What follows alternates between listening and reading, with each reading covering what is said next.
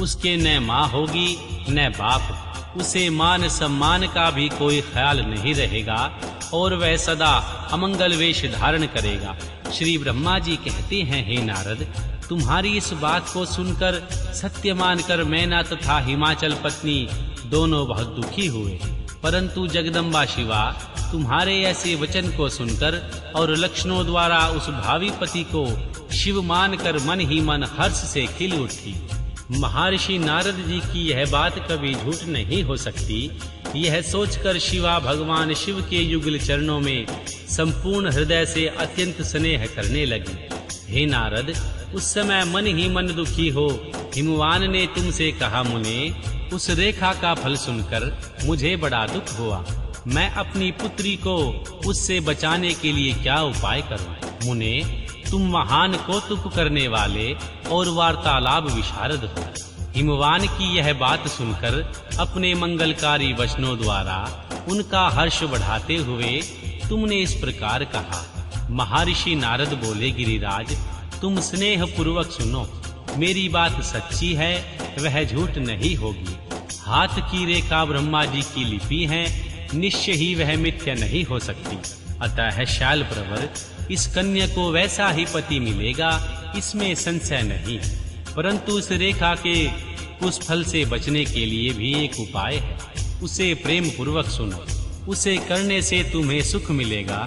मैंने जैसे वर का निरूपण किया है वैसे ही भगवान शंकर हैं।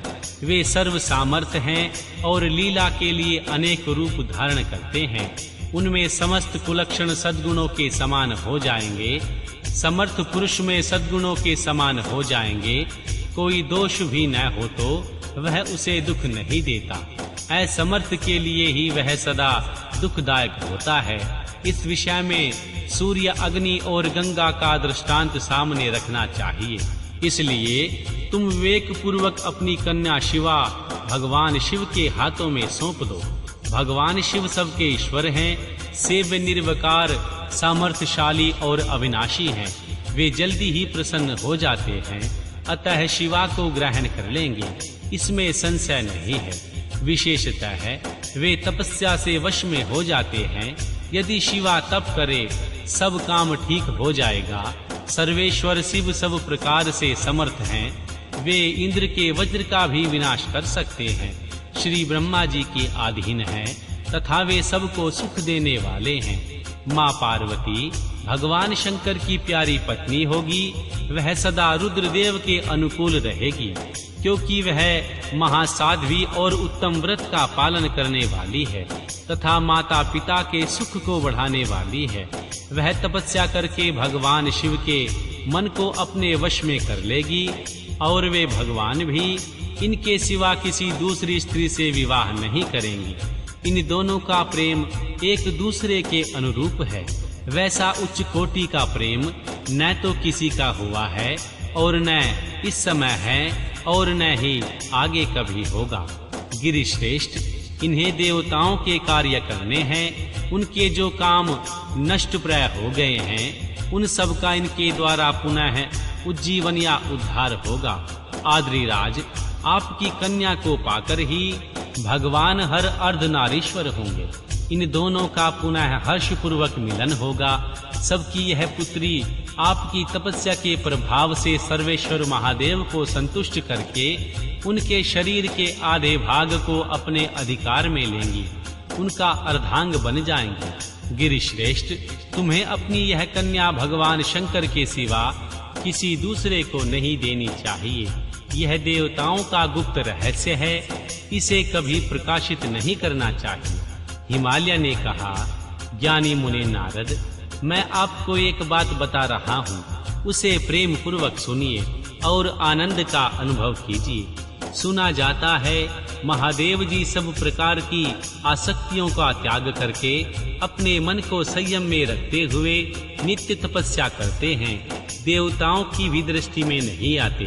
देव ऋषि ध्यान मार्ग में स्थित हुए वे भगवान शंभु पार ब्रह्म में लगे हुए हैं। अपने मन को कैसे हटाएंगे, ध्यान छोड़कर विवाह करने को कैसे उद्यत होंगे, इस विषय में मुझे महान संदेह है। दीपक की लौ के समान प्रकाशमान अविनाशी, प्रकृति से परे, निर्विकार, निर्गुण, सगुण, निर्विशेष और निरीह जो पार ब्रह्म है, वही उनका अपना सदाशिव नामक स्वरूप है।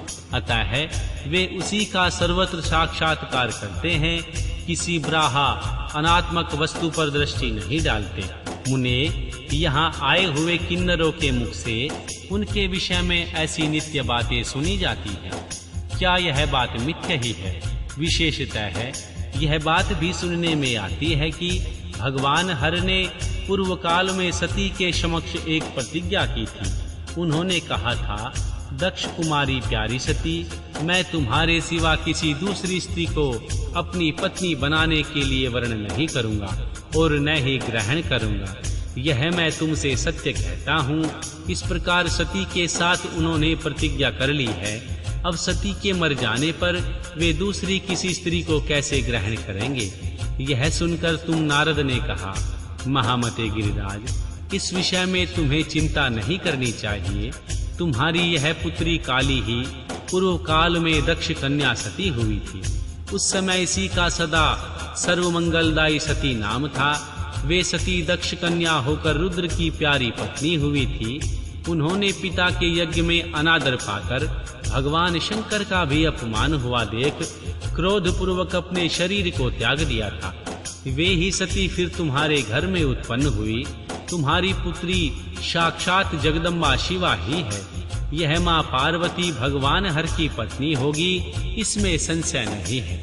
महर्षि नारद, ये सब बातें तुमने हिमवान को विस्तार पूर्वक बताई। माँ पार्वती का वह पूर्ण रूप और चरित्र प्रीति को बढ़ाने वाला काली के उस संपूर्ण पूर्ण वृतांत को तुम्हारे मुख से सुनकर हिमवान अपनी पत्नी और पुत्री के साथ तत्काल संदेह रहित हो गए।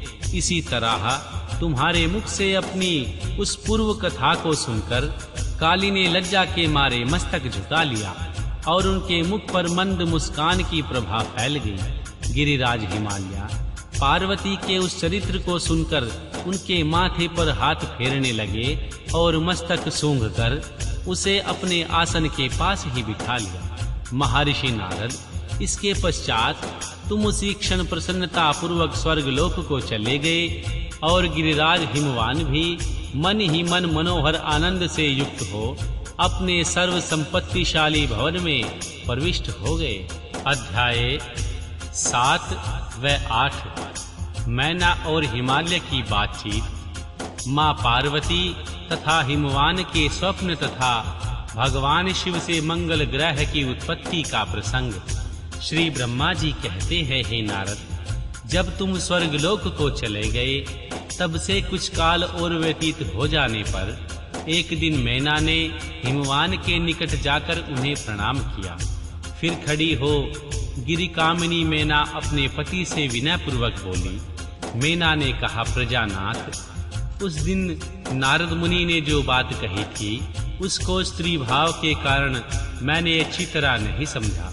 मेरी तो यह प्रार्थना है कि आप कन्या का विवाह किसी सुंदर वर के साथ कर दीजिए। वह विवाह सर्वथा अपूर्व सुख देने वाला होगा।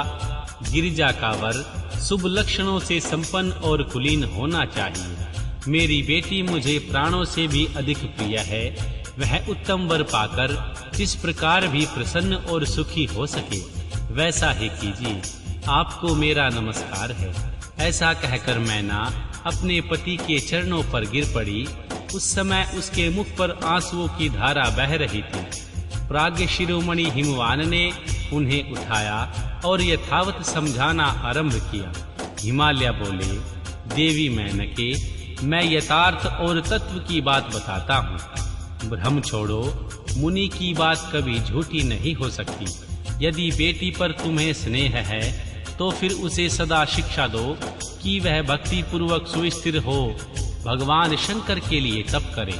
मैना के आदि भगवान शिव प्रसन्न होकर काली का पानी ग्रहण कर लेते हैं तो सब शुभ ही होगा। श्री नारद जी का बताया हुआ अमंगल या अशुभ नष्ट हो जाएगा। शिव के समीप सारे अमंगल सदा मंगल रूप हो जाते हैं। इसलिए तुम पुत्री को शिव की प्राप्ति के लिए तपस्या करने को शीघ्र आज्ञा दो। श्री ब्रह्मा जी कहते हैं, हे नारद, हिमवान की यह बात सुनकर मैना को बड़ी प्रसन्नता हुई। वे तपस्या में रुचि उत्पन्न करने के लिए पुत्री को उपदेश देने के निमित्त उनके पास गई, परंतु बेटी के सुकुमार अंग पर दृष्टिपात करके मैना के मन में बड़ी व्यथा हुई।